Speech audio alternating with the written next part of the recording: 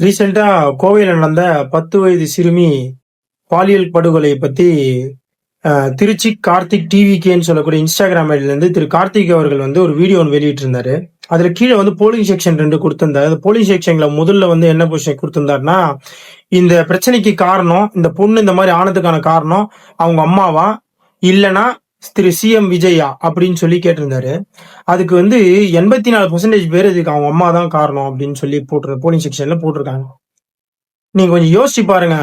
அந்த டிவிகேவோட நிர்வாகிகளுடைய மைண்ட் செட்டும், அது மட்டும் இல்லாம அந்த திரு விஜய் அவர்களை ஆதரிக்கக்கூடிய மைண்ட் செட்டும் எப்படி எவ்வளவு ஒரு செல்ஃபிஷா இருக்கு பாருங்க.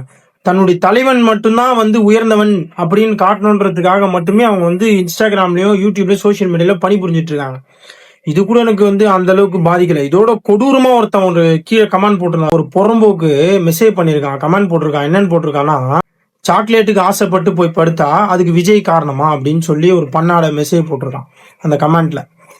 நான் என்ன கேக்குறேன், நீ மெசேஜ் போட்டிருக்கிற நாயே, உன் பொண்டாட்டியோ இல்ல உங்க அம்மாவோ இல்ல உன் தங்கச்சியோ இல்ல உங்க வீட்டுல இருக்க ஏதோ ஒரு பொண்ணு இந்த மாதிரி போய் ஆயிருந்தா நீ இந்த மாதிரி கமெண்ட் போடுவியா? இல்ல திரு கார்த்திக் அவர்களே, நீங்க இந்த மாதிரி வீடியோ போடுவீங்களா? அதாவது நீங்க எல்லாருமே என்ன பண்றீங்கன்னா, மக்களுக்காக நீங்க நிக்கல பேசல, எதுவுமே மக்களுக்காக பண்ணல. முதல்ல ஒரு விஷயம் நல்லா புரிஞ்சுக்கிங்க. மக்களுக்காக கேள்வி கேட்கிறன்ற பேர்ல நீங்க எல்லாரும் விஜய் அவர்களை ஆதரிச்சு பேசினுக்கிறீங்க. ஒரு தப்பு நடக்குதுன்னா தப்புன்னு ஒத்துங்க. முதல்ல ஒரு நல்ல தலைவனோட அழகு என்னன்னா, கிரெடிட்ஸ் எப்படி வந்து ஒரு தலைவன் ஏத்துக்கிறாரோ அதே மாதிரி நாட்டுல நடக்கிற டெபிட்ஸையும் ஒரு தலைவன் ஏத்துக்கணும்.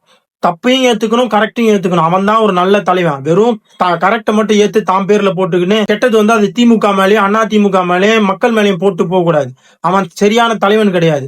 முதல்ல அந்த அறிவோட செயல்படுங்க.